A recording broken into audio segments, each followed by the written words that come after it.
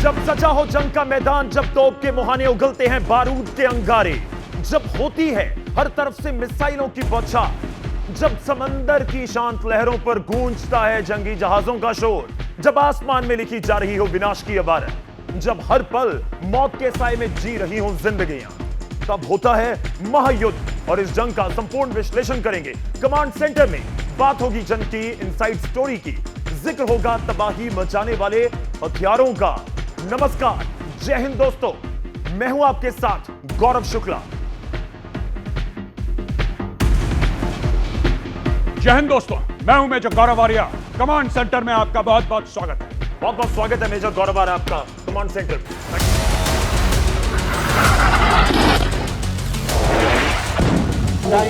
अब हमें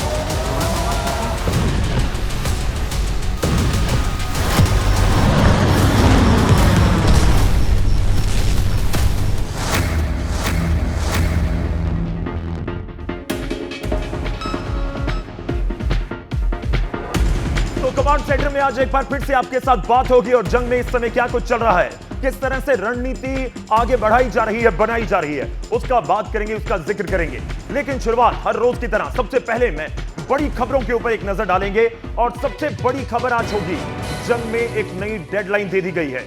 नई डेडलाइन, ट्रंप फिर नई डेडलाइन के साथ आ चुके हैं। अब 5 से 10 हो गया। बिल्कुल बिल्कुल बिल्कुल बिल्कुल एकदम गौरव, मैं आपको एक बात बताता हूं। पहले 5 दिन की डेडलाइन दी थी जब ईरान ने कोई एक्शन नहीं लिया जैसा ट्रंप चाहते थे। ट्रंप ने बढ़ा दी डेडलाइन, 10 दिन की कर दी। मुझे ऐसा लगता है फिर बोलेंगे 15 दिन। लेकिन ये झांसा है, ये झांसा भी डिस्कस करेंगे हम लोग। बिल्कुल झांसा है, तो झांसे की बात होगी और इसके बीच बात करेंगे G7 देशों की। ये टेंशन में है। दूसरी बड़ी खबर है जिसके ऊपर आज बात होगी, यूरोप का जिक्र करेंगे। क्या ये है टेंशन में, क्या ये दुविधा में है कि इस और उस और किस और? नहीं, बिल्कुल बिल्कुल ये दुविधा की बहुत बड़ी बात है। और G7 देश दुनिया के सबसे जो रिच कंट्रीज हैं, माली देश हैं, उनकी मीटिंग होने वाली है। और ये कहा जा रहा है कि अगर ऐसे ही तेल के भाव रहे, we are looking at a global recession, दुनिया रिसेशन में जाने वाली है। और इसके बाद एक और बड़ी खबर जिसका आज बात होगी, और बात होगी अंतिम प्रहार की। क्या अंतिम प्रहार होगा संहार? ये बहुत अहम है। ईरान को फतेह करने के लिए अमेरिका बहुत कुछ कर रहा है, डेडलाइन और आपस में कहीं ना कहीं कनेक्शन। बिल्कुल बिल्कुल। देखिए गौरव, इसमें सिर्फ एक बात मैं कहना चाहूंगा और वो है सीधी बात। जी, सीधी बात यह है कि अगर इनको ईरान को हराना है तो इनको जमीन में अपने फौजी उतारने पड़ेंगे। लेकिन यह मौत का कुआं है, मौत का कुआं। इसके ऊपर आज बात करेंगे। क्या जमीन पर अमेरिका के फौजी हमें नजर आएंगे, ईरान के अंदर? और इस बीच चौथी बड़ी खबर जिसका हम जिक्र करेंगे, और वो है ईरान का एक पाताल लोक। और पाताल लोक में ये बातें हो रही हैं कि बहुत सारे ड्रोन हैं, बहुत सारी मिसाइलें हैं, पाताल लोक है। बिल्कुल बिल्कुल। इन्होंने पूरी अंडरग्राउंड सिटीज बना रखी हैं, पूरे के पूरे शहर, वहां पे हजारों लोग रहते हैं, वहां पे ड्रोन और मिसाइल की मैन्युफैक्चरिंग होती है। वही है पाताल लोक। तो पाताल लोक की कुछ तस्वीरें भी हैं जो आप तक पहुंचाएंगे। क्या वाकई ये पाताल लोक ही अमेरिका को बैकफुट पर लाने के लिए काम कर रहा है? और इसके ऊपर बात होगी। इन सारी बड़ी खबरों की हम बात करेंगे। लेकिन शुरुआत बड़ी खबर के साथ। ईरान जंग के बीच ट्रंप के चीन दौरे का ऐलान कर दिया गया है। 14 और 15 मई को इसके आसपास 14 और 15 मई के आसपास बीजिंग का दौरा करेंगे डोनाल्ड ट्रंप। पहले यह दौरा मार्च के आखिर में प्रस्तावित था। अब ट्रंप ने खुद ही इस पर सफाई दे दी। उन्होंने कहा कि जंग की वजह से दौरे को हम डिले कर रहे हैं, डिले करना पड़ रहा है। ट्रंप का टाइमर उल्टा चलने लगा। क्या ईरान शर्तें कबूल करेगा? क्या तेहरान ने झुकने से साफ इनकार कर दिया है? जंग की शुरुआत परमाणु ठिकानों पर हमलों से हुई। इसके बाद टॉप लीडर्स को निशाना बनाया गया। ऊर्जा ठिकानों पर हमले हुए तो ईरान ने खाड़ी देशों को जवाब देना शुरू कर दिया। लेकिन जैसे ही हॉर्मुज गलियारा का रास्ता बंद होने की आशंका बढ़ी, ट्रंप बैकफुट पर नजर आने लगे। पहले ईरान को 48 घंटे का अल्टीमेटम दिया गया। वो खत्म भी नहीं हुआ था कि 5 दिन की मोहलत दे दी गई। और अब 5 दिन पूरे होने से पहले ही 10 दिन का और वक्त दे दिया गया। हालांकि ईरान ने साफ कर दिया है कि वह झुकेगा नहीं। वह बातचीत के लिए तैयार है, लेकिन सरेंडर जैसी शर्तों को किसी भी कीमत पर नहीं मानेगा।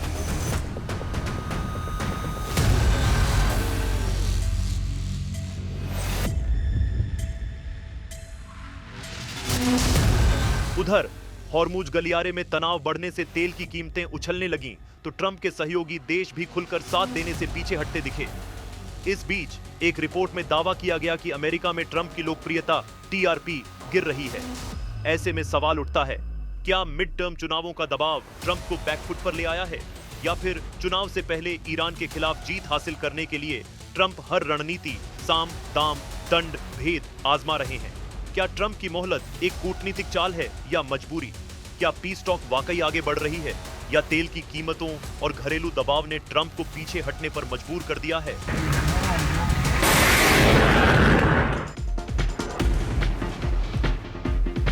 तो टीआरपी का क्या मसला है, ये भी आज समझने की कोशिश करेंगे। क्या वाकई इस समय ट्रंप उस स्थिति में पहुंच गए हैं जहां पर उनको नहीं सूझ रहा कि क्या किया जाए? लेकिन इस बीच चीन का दौरा, बहुत बात हो रही थी इसके ऊपर। कुछ तथ्य मैं आपके सामने लेकर आऊंगा। मेजर गौरव हमारे साथ हैं और बात करेंगे। इन तथ्यों की बात करें तो ट्रंप का बीजिंग का जो दौरा है उसमें चेंजेस क्या है? पहले मार्च के अंत में होना था, लेकिन अब इसको बदलकर मई में कर दिया गया, यानी लगभग 1.5 महीना बाद। और 14 और 15 मई के आसपास वो हमें नजर आएंगे बीजिंग। मैं 2-3 पॉइंट रखूंगा। बीजिंग दौरे से पहले ईरान को क्या निपटा देंगे, क्या इस जंग को खत्म कर देंगे? क्या देखिए, मुझे गौरव बहुत डाउट है ये निपटा देंगे। ऐसी बात कर रहे हैं हम निपटा देंगे। देखिए, सबसे बड़ी बात ये है कि ये क्या मुंह लेकर जाएंगे शी जिनपिंग से मिलने के लिए। वहां पे बैठे हैं, आप सोचिए, एक नजारा है, यहाँ पे डोनाल्ड ट्रंप है, सामने शी जिनपिंग है, दोनों बात कर रहे हैं। और जाहिर सी बात है कि बात होगी हॉर्मुज के बारे में, बात होगी जंग के बारे में। उस जमाने में या उस समय, at that specific moment, Donald Trump अगर ये जंग जीत के जाते तो फिर इनका पलड़ा ऊंचा रहता। आज की तारीख में क्या ये जीत कर जा रहे हैं? 1.5 महीने में नहीं जीत पाएंगे, मुझे नहीं लगता। ये रायता समेटते रहेंगे 1.5 महीने तक। अगर किसी को गलतफहमी है कि पूरी तरीके से जीत जाएंगे, ये ट्रंप की गलतफहमी हो सकती है।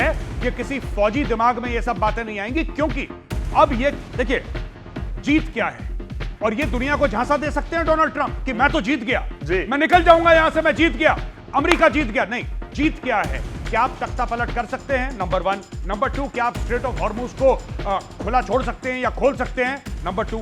नंबर 3 सबसे बड़ी बात है कि साहब, अमेरिकन बेसिस की बात है, क्या आप उनकी रीबिल्डिंग करेंगे? क्या आपकी एक फ्रेंडली सरकार वहां पे आएगी?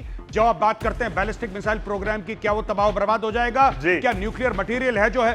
ये सारी की सारी चीजें दुनिया देखेगी। और जब चाइना बात करेगी डोनाल्ड ट्रंप से, तो एक एक बात का चाइना जवाब पूछेगी कि साहब आप आए हैं, आप जरा बताइए आपने क्या किया है। जी चलिए, कुल मिलाकर आपको लग रहा है कि इतनी जल्दी ना तो जंग खत्म होगी और ना ट्रंप जंग बेशक खत्म हो जाए, जीत नहीं पाएंगे, जंग खत्म हो जाए। ये अगले 15-20 दिन में हो सकता है, अगर खत्म भी हो जाए तो। मैं ऐसा कह रहा हूं, अगर खत्म हो जाए। लेकिन ये जो फैलावा हुआ है, इसको समेटने में बहुत वक्त लगेगा। चलिए, वक्त लगेगा। और इस बीच हम सीधे आपको लिए चलते हैं इजराइल, और हमारे सहयोगी वहां से जुड़ेंगे। रिफत दिख रहे हैं, रिफत कमांड सेंटर में। आज आप बताइए कि ग्राउंड जीरो पर इस समय स्थिति क्या है? पिछले 24 घंटों में किस तरह से हालात बदले हैं, और तस्वीरें आपके पीछे हम तबाही की जरूर देख रहे हैं। रिफत, देखिए, तबाही हर तरफ से हो रही है। यहाँ पे जिस तरीके से लगातार ईरान की तरफ से बैलिस्टिक मिसाइल्स का अटैक किया जा रहा है, कई जगहों पे उससे नुकसान हो रहा है। खासतौर से जो ये क्लस्टर बॉम्ब्स इस्तेमाल किए जा रहे हैं, वो बिखरते हैं आसमान में, जैसा मैंने कल भी कहा था। तो उसकी वजह से काफी जगहों पे तबाही हो रही है और उसे इंटरसेप्ट करना बहुत मुश्किल होता जा रहा है। उसका तोड़ अभी हालांकि इसराइल के पास नहीं है। दूसरी तरफ से नॉर्थ इसराइल में बहुत चैलेंज बना हुआ है, क्योंकि लेबनान की तरफ से लगातार रॉकेट अटैक किए जा रहे हैं। अभी तक 2 इस्राइली फौजी जो हैं वो मारे गए हैं इस युद्ध में, क्योंकि जो लेबनान की टेरिटरी पे इस्राइली फोर्सेस जा चुके हैं, वहां पर लगातार टैंक्स पे हमला किया जा रहा है इसराइल पर, लेबनान के तरफ से, हिजबुल्लाह की तरफ से। तो जो 2 बॉडी बैग्स आए हैं, उसकी वजह से जरूर यहाँ पे परेशानी हुई है। ये जो नेतन्याहू है उनको, क्योंकि काफी सारे लोग क्रिटिसाइज जरूर कर रहे हैं और उनसे पूछ रहे हैं कि आखिर ये जंग शुरू करने की जरूरत क्या थी। लेकिन नेतन्याहू की तरफ से बार बार लोगों को कहा जा रहा है कि अगर वो ईरान के खिलाफ युद्ध नहीं लड़ेंगे तो कल को उनके पास परमाणु बम आ जाएगा, तो वो इसराइल को उड़ा देंगे। तो उनके पास कहने के लिए सिर्फ यही बात है, और उसको काफी सारे लोग मानते भी हैं, समझते भी हैं कि शायद ऐसा ही होगा। लेकिन जिस तरीके से मेजर गौरव आर्य कह रहे थे कि ये जंग बहुत जल्द जो है रुकने वाला नहीं है, इसमें टाइम लग सकता है और ये बहुत ज्यादा तबाही कर सकता है। हो सकता है कि थर्ड वर्ल्ड वार भी शुरू हो जाए, क्योंकि आप कुछ भी नहीं कह सकते हैं, क्योंकि अगर इसमें रशिया भी पूरी तरह से कूद गया तो बहुत बड़ी जंग हो सकती है। पूरा मिडिल ईस्ट जो है इस जंग के घेरे में आ चुका है। एक तरफ से लेबनान, दूसरी तरफ से गाजा में लगातार अटैक्स हो रहे हैं, और तीसरी तरफ से ईरान में। रिफत, मैं आपसे एक सवाल पूछना चाहता हूं। आप जहां तक मुझे पता है लेबनान के बॉर्डर में हैं, वहां पे लेबनान की सरकार जो है वो हिजबुल्लाह से परेशान है, और खबरें ऐसी भी आई हैं मीडिया में कुछ दिन पहले कि वहां पे जो ईरान का सफीर था, जो एम्बेसडर था, उसको बोला कि साहब अब वापस ईरान जाइए। यहां पे हिजबुल्लाह को बोल रहे हैं कि आप मत लड़िए, क्योंकि जब इजराइल जवाबी कार्रवाई करता है तो यहां पे लेबनान के लोग परेशान होते हैं, यहां पे मौतें होती हैं। इसके बारे में जो इंटरनल पॉलिटिक्स चल रही है बॉर्डर से, आपसे ज्यादा दूर नहीं है वो, उसके बारे में आप क्या कहना चाहते हैं? देखिए, जिस तरीके का स्ट्रक्चर है वहां पे सरकार का, मैं आपको बता दूं कि वहां पे तकरीबन 33% जो है वो क्रिश्चियन है, 33% सुन्नी है, 33% शिया है, लगभग इसी तरीके से। तो हर किसी एक का प्रेसिडेंट है, एक का स्पीकर है और एक का प्राइम मिनिस्टर है। इस तरीके का वहां पे स्ट्रक्चर बना हुआ है। लेकिन यह समझा जा रहा है कि जो हिजबुल्लाह है वो कंसंट्रेटेड है शिया पॉपुलेशन में, यानी जो साउथ लेबनान है वहां पर ज्यादा हिजबुल्लाह की कंसंट्रेशन है और वहां पर ही ज्यादा शिया लोग रहते हैं। लेकिन जो क्रिश्चियन है या सुन्नी है, जो उनके वहां पे नुमाइंदे हैं, वो नहीं चाहते हैं कि वहां पे जंग हो या इसराइल के साथ जो है हिजबुल्लाह जंग करें, क्योंकि उनको लगता है कि इससे काफी परेशानी हो जाती है। और मैं आपको बता दूं कि करीब 10 लाख लोग जो है वो बेघर हो चुके हैं, पूरा साउथ लेबनान खाली हो चुका है और वहां पे बूट्स ऑन ग्राउंड देखा जा रहा है। तो तबाही की तस्वीरें आ रही है। रिफत, आपसे आगे भी जानकारी लेते रहेंगे, लेकिन इस बीच कुछ तस्वीरें हमें ऑनलाइन भी दिख रही हैं। मैं उन तस्वीरों का जिक्र करूंगा। मेजर गौरव आर्या, कुछ तस्वीरें हम अपने दर्शकों को दिखाने जा रहे हैं। जंग के बीच व्हाइट हाउस की तरफ से 3 धुंधली तस्वीरों को जारी किया गया। अजीब सस्पेंस पैदा कर रही हैं ये तस्वीरें। सवाल है कि आखिर तस्वीरें हैं किसकी? देखिए, धुंधली हैं तस्वीरें, उसको ऐसे लेकर आए हैं। आपको यह भी बता दूं कि लगभग 2 से ढाई घंटे के बीच इनको जो आप कहिए कि वेबसाइट के ऊपर पोस्ट किया गया। जी, तस्वीर किसकी है नहीं लग पता, लेकिन यह जरूर है कि थोड़ा पहचानने की कोशिश करें तो जेडी वेंस, डोनाल्ड ट्रंप और मार्को रूबियो, इनकी तस्वीर लग रही है। ये ऐसा क्यों हो रहा है? ये क्या मतलब धुंधली तस्वीरें अपनी लीडर्स की व्हाइट हाउस की तरफ से क्यों? देखिए, मुझे लगता है इंफॉर्मेशन वॉरफेयर कर रहे हैं डोनाल्ड ट्रंप, सिर्फ एक मैसेज देने के लिए कि बहुत कुछ खतरनाक हो रहा है, हो सकता है मैं बटन दबा दूं। मुझे नहीं लगता कि ऐसा कुछ है जी। ये सारा का सारा माइंड गेम्स हैं जो डोनाल्ड ट्रंप खेल रहे हैं, क्योंकि उनके हाथ में पत्ते बहुत कम है। गौरव, तो कमांड सेंटर में उन तस्वीरों का हम जिक्र कर रहे थे जिन तस्वीरों को व्हाइट हाउस की तरफ से जारी किया गया है। तस्वीरें धुंधली हैं पर कहानी को क्या साफ साफ बयां कर रही हैं। एक बार फिर से आएंगी तस्वीरें स्क्रीन के ऊपर हमारे पास। जेडी वेंस, डोनाल्ड ट्रंप या मार्को रूबियो, इन तीनों की तस्वीरें लग रही हैं। धुंधला करके इनको जारी किया गया। क्या पत्ते नहीं खोल रहे? आप कुछ कह रहे हैं? मैं ये कह रहा हूं इनके पास पत्ते हैं नहीं। मैं ये कह रहा हूं कि ये धोखा दे रहे हैं पब्लिक को। ये बेसिकली इंफॉर्मेशन वॉरफेयर है जी। क्या न्यूक्लियर बटन दबा देगा ट्रंप? क्या ट्रंप परेशान हो गया है? क्या अमेरिका कोई ऐसा हथियार चलाने वाला है जिसके बारे में दुनिया ने कभी नहीं सुना? ये सारी की सारी बातें हैं। अगर आपको लड़ाई जीतनी है तो जमीन पे जीतनी है। ये फोटोग्राफ जारी करके, चेहरे धुंधले करके, ये क्या मैसेज है? अगर आपको बटन दबाना है आप दबाइए। ये चेहरे धुंधले करके कौन डर रहा है? किसको फर्क पड़ रहा है? Nobody cares. ईरान को नहीं पड़ रहा। ईरान तो कह रहा है अब आ जाइए। ईरान कब मना कर रहा? अभी देखिए, जब आप खबरें पढ़ रहे थे, ईरान ने क्या बोला गौरव? ईरान ने बोला है कि साहब हमने तो आपसे बोला ही नहीं। आपने बोला कि 5 दिन तक हम मोहलत देते हैं। हमने तो नहीं बोला कि आपने 10 दिन की क्यों नहीं दी। आज की तारीख में आप कह रहे हैं 10 दिन। ये डोनाल्ड ट्रंप ने 10 दिन की मोहलत क्यों दी? क्योंकि 5 दिन में ईरान नहीं डरा। इसको लगा 5 दिन में डर जाएगा, ईरान नहीं डरा। अब इसके बाद बोलेगा मैंने 15 दिन की मोहलत दी, मैंने 1 महीने की मोहलत दी। अरे आपको लड़ाई लड़नी, आप लड़िए और उस लड़ाई को खत्म कीजिए। यही तो मैं कह रहा हूं। तो आप कह रहे हैं कि ना 5 दिन की डिमांड की, ना 10 की, ना 15 की, बस अपनी तरफ से रोज एक स्टेटमेंट दिए जा रहे हैं। लेकिन मैं इन तस्वीरों का जिक्र कर रहा हूं जो स्क्रीन के ऊपर भी आ रही हैं। मेरा सवाल यह है कि ऐसी माइंड गेम जंग के बीच ऐसा तो नहीं हो सकता कि व्हाइट हाउस कुछ भी जारी कर रहा है। कोई ना कोई तो हो सकता है कि खिचड़ी पक रही हो। नहीं, मुझे नहीं लगता कि इनकी कोई भी खिचड़ी है, इनकी कुछ नहीं है इनका। मैं आपको बता, ये मेरा विश्लेषण है जी। And as an analyst I will tell you, ये सारी की सारी चीजें देखिए। अगर ये 3 बैठे हैं वहां पे, तो ऐसी बात तो नहीं है कि कोई सीक्रेट है, कोई खुफिया एजेंसी के चीफ हैं जिनकी शक्लें हमने कभी पहले नहीं देखी। डोनाल्ड ट्रंप रोज दिन में 10 प्रेस कॉन्फ्रेंस करते हैं, उनकी शक्ल देखिए। JD Vance, Marco Rubio, everybody knows who this people are. सब लोग जानते हैं ये लोग कौन है। इनकी शक्लें बड़ी आम है, दुनिया भर में पहचानी जाती हैं। फिर ये धुंधला करके क्या मैसेज देना चाहते हैं? ये कुछ मैसेज नहीं देना चाहते। इनके पास कोई है नहीं मैसेज इस वक्त देने के लिए। हाँ, एक चीज हो सकती है कि अमेरिका को एड्रेस करे और बोले कि हाँ कुछ समय के बाद ग्राउंड इन्वेजन। और ये 10 दिन 5 दिन का जो खेल है, ये बेसिकली अपनी गोटियां फिट कर रहे हैं, अपने प्यादे फिट कर रहे हैं चेस बोर्ड पे गौरव।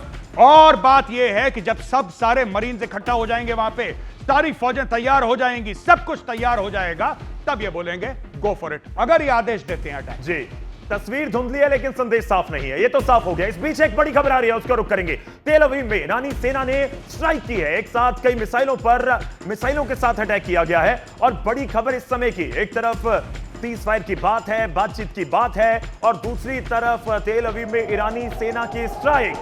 बड़ी खबर इस समय, कुछ तस्वीरें भी वहां से। एक साथ कई मिसाइलों के साथ अटैक किया गया है तेल अवीव में ईरानी सेना की तरफ से स्ट्राइक। एक तरफ डोनाल्ड ट्रंप कह रहे हैं चलिए 10 दिन हमला नहीं करेंगे, चलिए 5 दिन हमला नहीं करेंगे। ईरानी फौज इस तरह से रिएक्ट कर रही है कि आप कुछ मर्जी करते रहिए, कहते रहिए, हम अपनी रणनीति के ऊपर चलते रहेंगे। चलिए रुक करते हैं, सीधा और अपडेट लेने की कोशिश करेंगे। हमारे सहयोगी इस समय जुड़ रहे हैं तेल अवीव से ही। रिफत, ये जो खबर आ रही है कि ईरानी फौज की तरफ से स्ट्राइक किया गया, ये कब किया गया है, कितनी देर, कितने अंतराल के बीच ये स्ट्राइक का सिलसिला जारी है, क्या कुछ इंफॉर्मेशन? देखिए तकरीबन 4 घंटे से तो कोई सायरन नहीं बजी, उससे पहले रात भर भी सायरन बजती रही। काफी जगहों पे छोटे छोटे जो है घटनाएं हुई हैं, लेकिन मेजर अटैक कोई कल से नहीं हुआ। आपको मालूम है कि कल भी जो कासिम वाला एरिया है, कफर कासिम, वहां पे 2 अटैक्स किए गए थे, 2 जगह पे नुकसान हुआ, एक जगह पे 6 लोग घायल हुए थे। लेकिन अभी 4 घंटे से यहाँ पर कोई अटैक नहीं हुआ टेल अवीव में। लेकिन नॉर्थ इसराइल में जो है लगातार अटैक का सिलसिला जारी है, लगातार रॉकेट्स दागे जा रहे हैं। तकरीबन 200-250 रॉकेट्स जो है कल से ये हिजबुल्लाह ने दागे नॉर्थ इसराइल की तरफ, और नॉर्थ इसराइल के कुछ इलाकों को खाली कर दिया गया है जहां पर लोग नहीं रहते हैं, क्योंकि कई जगहों पे बंकर नहीं है और वहां पे लोगों को सेफ लोकेशन की तरफ ले जाया गया। लेकिन ये वार जिस तरीके से अभी चल रहा है तो ऐसा लगता है कि बार बार अटैक्स का सिलसिला जारी रह सकता है। और जिस तरीके से मेजर गौरी आर्या सही कह रहे हैं कि ये कोई आसान काम नहीं है, अंदर इन्वेड करना, इन्वेजन कोई आसान काम नहीं होगा यूएस के लिए, क्योंकि जिस तरीके से 1 मिलियन ट्रूप्स की बात की जा रही है, ईरान ने रेडी रखे हैं और वो कह रहे हैं कि आइए और यहाँ पे आइए, अंदर आने की कोशिश कीजिए, क्योंकि दूर से जंग लड़ना बहुत इजी होता है। इस्राएली फोर्सेस जो है वो हवा में अटैक्स कर रहे हैं, लेकिन जमीन पे उतर के ईरान जैसी जगह पे अंदर जाके हमला करना कोई आसान काम नहीं है। या खार्ग आइलैंड पे वहां पे अपनी प्रेजेंस काफी देर तक रखना उनके लिए आसान नहीं होगा, क्योंकि यूएस बहुत दूर है, खर्चा बहुत ज्यादा है। फिलहाल तो उनको $200 बिलियन चाहिए इस जंग को कंटिन्यू करने के लिए, तो उस पर भी अभी काफी सवाल बने हुए हैं। तो ये बहुत गहरा मामला है, बहुत मुश्किल आ सकती है यूएस को भी, इसराइल को भी। लेकिन इसराइल इसको एडवांटेज समझता है, वो चाहता है कि यूएस फोर्सेस के कंधे पे गन रख के वो ईरान को जो है ईरान के खिलाफ जंग लड़ रहे हैं, क्योंकि वो लेबनान में भी बिजी है, गाजा में भी बिजी है। फिलहाल जब तक यूएस फोर्सेस इस पूरे मिडल ईस्ट में है वो इसको एडवांटेज समझते हैं, और इसराइल चाहता है कि ये जंग जारी रहे और वो ज्यादा से ज्यादा एडवांटेज लें यूएस फोर्सेस की। नहीं, बिल्कुल रिफत, मैं आपसे एक सवाल पूछना चाहता हूं कि वहां पे इस वक्त क्या माहौल है। आपने बोला कि रात को सायरन बजे थे, अभी पिछले 4 घंटे से कोई गतिविधि ऐसी नहीं हुई है। मैं आपसे जानना चाहता हूं इस वक्त क्या है, लोग क्या कह रहे हैं। आम जो इजरायली है वो अगर आपसे बात कर रहा है तो वो क्या मैसेज दे रहा है आपको? डर का माहौल होगा, जाहिर सी बात है, जब मिसाइल गिरती है इंसान को डर लगता है। आपको क्या लग रहा है वहां पे, आपको क्या सुनने में आ रहा है?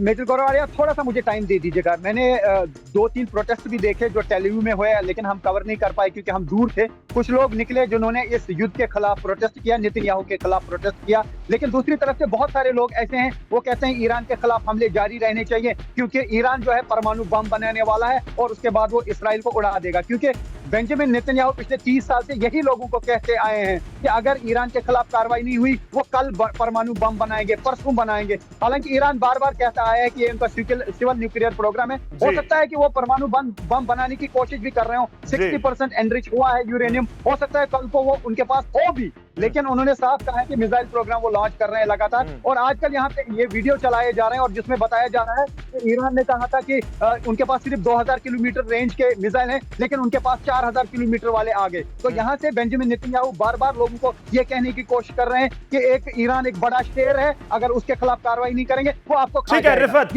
इस बीच एक बड़ी खबर आ रही है, बहुत बड़ी खबर आ रही है, उसका रुख करता हूं। जिस तरह से आपने जानकारी दिएगा, आपने शब्द का इस्तेमाल किया था, उसके ऊपर भी बात करूंगा। ईरान के साथ युद्ध के बीच इजरायली सेना को लेकर बहुत बड़ी खबर है। इजराइल में सैनिकों की कमी की बात सामने आ रही है। महायुद्ध के बीच इजरायली सेना के प्रवक्ता का बयान आया एफी डेफ्रिन की तरफ से, जो कि सेना के प्रवक्ता हैं। उन्होंने कहा है कि सेना में लगभग 15,000 सैनिकों की कमी है। 15,000 सैनिकों की कमी, 15,000 सैनिकों की कमी, ये एक बहुत बड़ा नंबर तो हो सकता है, लेकिन रिफत एक बात कह रहे थे कि 1 मिलियन ट्रूप्स रेडी हैं कि अगर जमीन पर उतरते हैं ईरान से मुकाबला करने के लिए तो इतना आसान नहीं होगा अमेरिका के लिए। लेकिन इस बीच तो स्टेटमेंट आ गई कि वहां पर तो कमी है सैनिकों की। गौरव, 2 चीजें हैं। पहली बात तो इजराइल में everybody is a soldier, Israel में कोई भी हो वो पहले सैन्य ट्रेनिंग लेता है, तब जाके वो कॉर्पोरेट में काम करता है, मीडिया में काम करता है, बिजनेस खोलता है, स्टार्टअप खोलता है। पहली बात तो ये है। तो इजराइल को कभी ट्रूप्स की कमी नहीं होगी, उन्होंने एक कॉल देना है, वहां पे लाख बंदे खड़े हो जाएंगे। पहली चीज इजराइल के बारे में, और हर एक शख्स वहां पे ट्रेंड है जी, सबने आर्मी में ड्यूटी कर रखी है, तो इजराइल को कमी नहीं। दूसरी चीज, ये जो पूरा मामला है 1 मिलियन का, ये सही बात है और ये बयान भी सच है और ईरान ने ऐसा बोला भी है, लेकिन ये बयान झूठा है, ये बयान छल कपट वाला है। और अब मैं आपको बताता हूं क्यों।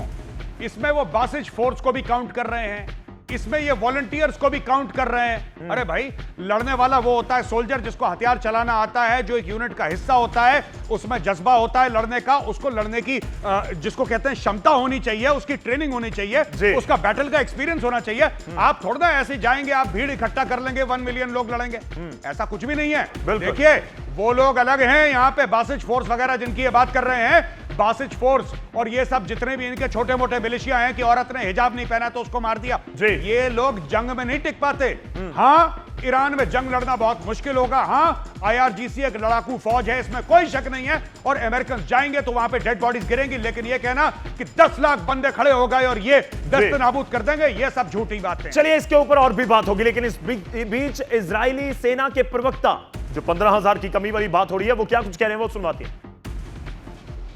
בסמל אביעד אלחנן וולנסקי, זכרו לברכה, בן 21 מירושלים, לוחם בגדוד 77 בחטיבה 7. הלוחמים נפלו בקרבות בדרום לבנון.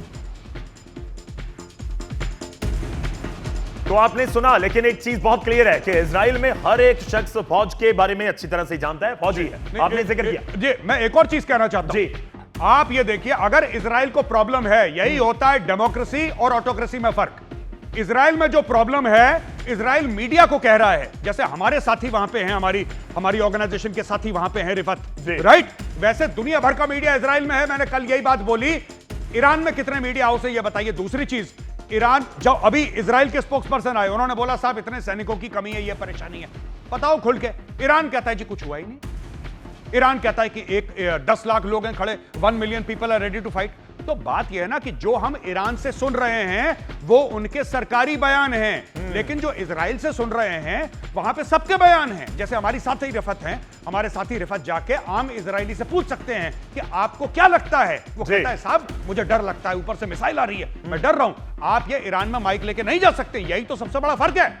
मतलब फिल्टर होकर आ रही है ना, जो वो बताना चाहते हैं वही बात आप तक पहुंच रही है, दर्शकों तक पहुंच रही है। मैं ईरान का जिक्र कर रहा हूं, लेकिन इस बीच बात यह भी है कि ट्रंप की शर्तों के आगे ईरान झुक क्यों नहीं रहा है।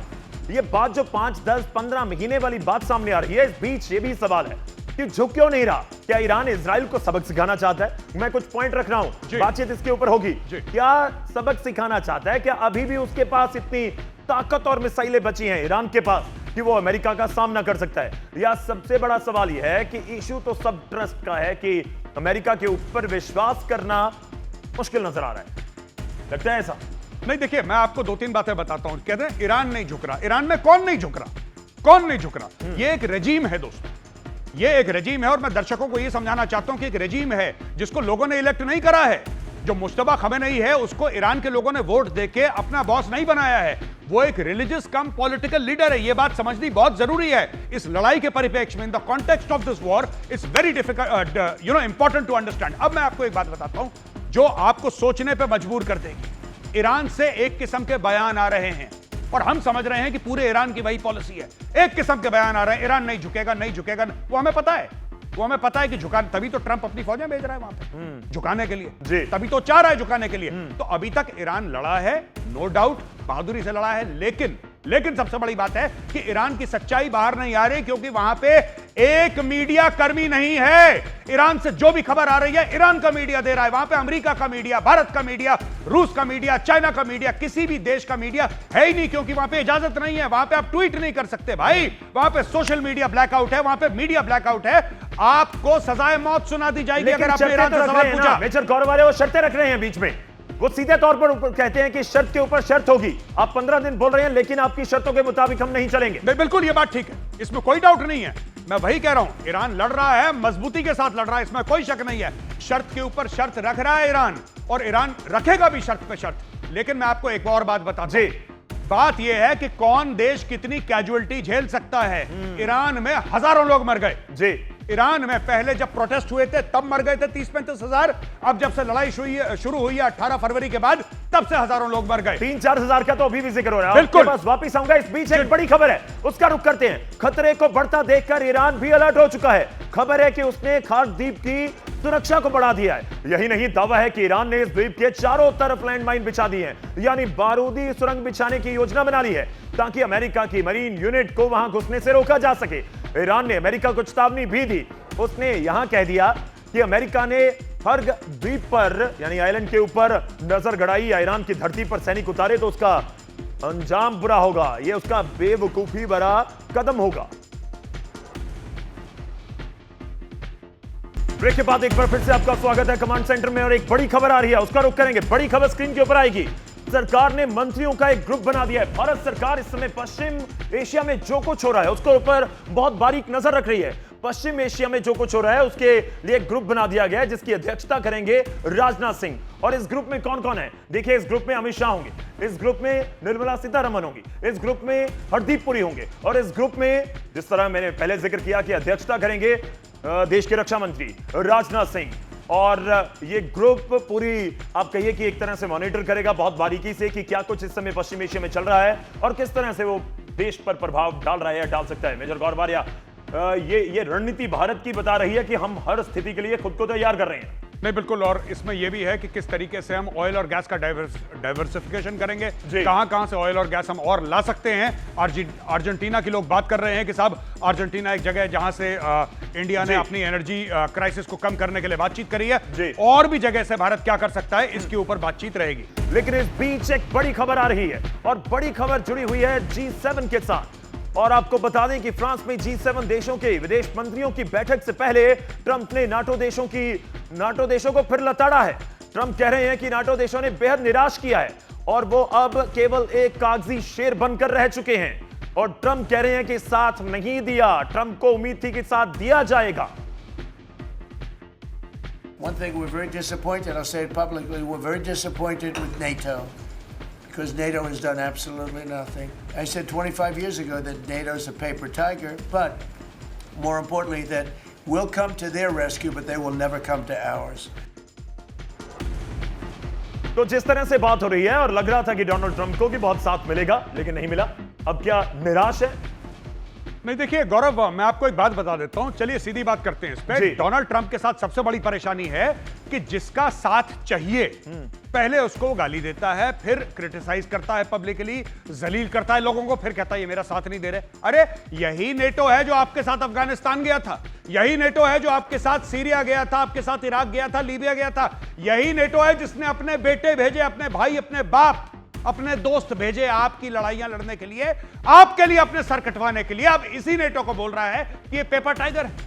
अब आप एक बात सोचिए, अगर आप लगातार किसी को ऐसा बोलेंगे, जब यूके ने बोला कि हम आपके लिए एयरक्राफ्ट कैरियर भेज रहे हैं, आपने हमसे मांग करी है, आपने हमसे रिक्वेस्ट करी है, तो कह रहे कि नहीं, ये तो छोटे छोटे खिलौने जैसे एयरक्राफ्ट कैरियर है, हमारे जैसे तो है ही नहीं आपके पास, फिर आप बातें कैसी कर रहे हैं। ये डोनाल्ड ट्रंप अपने ही दोस्तों को जलील करना, अपने ही दोस्तों को पब्लिकली ह्यूमिलेट करना, फिर कहना ये पेपर टाइगर है, ये तो काम ही नहीं करते। आप कहिए कि जो बोया था वो काट रहे हैं। जी बिल्कुल, डोनाल्ड ट्रंप। जी बिल्कुल, जो बोया है वही डोनाल्ड ट्रंप काट रहे हैं। क्योंकि जब आप किसी से मदद मांगते हैं तो आप उससे कहते हैं कि आइए आप मेरी मदद करिए। आप ये नहीं कहते कि नहीं, आप तो कायर हैं, आप बुज़दिल हैं, आप डरपोक हैं, पर एक काम करिए, आइए मेरी मदद कीजिए। ऐसा थोड़ा होता है। ऐसा नहीं होता। लेकिन ट्रंप की छेड़ी इस जंग ने यूरोप के देशों की टेंशन को बढ़ा दिया है। हालत ऐसी है कि वो बेचारे समझ नहीं पा रहे कि इधर जाएं या उधर जाएं, क्योंकि एक तरफ यूक्रेन रूस का मोर्चा है तो दूसरी तरफ ईरान इजराइल का अब फ्रंट नजर आता है। ट्रंप की नई नई टाइमलाइन और ईरान का पलटवार यूरोप की टेंशन बढ़ाने लगे हैं, क्योंकि जो यूरोपियन देश शुरुआत में शांत दिख रहे थे अब धीरे धीरे तेवर दिखाने लगे हैं। कुछ खुले तौर पर तो कुछ दबी जुबान में ट्रंप के एक्शन के खिलाफ दिखते हैं, क्योंकि ट्रंप ने जंग तो शुरू कर दी, लेकिन अब जब इसे खत्म करने की बेताबी दिखाई तो प्लान साफ नहीं हो पा रहा है। स्पेन को छोड़ दें तो बाकियों का रुख अभी तक गोल बोल रहा, लेकिन करीब 1 महीने की जंग ने यूरोप के बाकी देशों को भी तपिश का एहसास करवा दिया है। यूरोप आर्थिक और कूटनीतिक दोनों ही मोर्चों पर घिरा है। अगर ईरान जंग में सीधे तौर पर उतरने की कोशिश की तो यूक्रेन की तरफ से रूस का खतरा मंडराने लगेगा। यानी दो वॉर जोन में फंसे यूरोप के लिए न यूक्रेन में रहा आसान थी, न हॉर्मुज पर दिख रही है।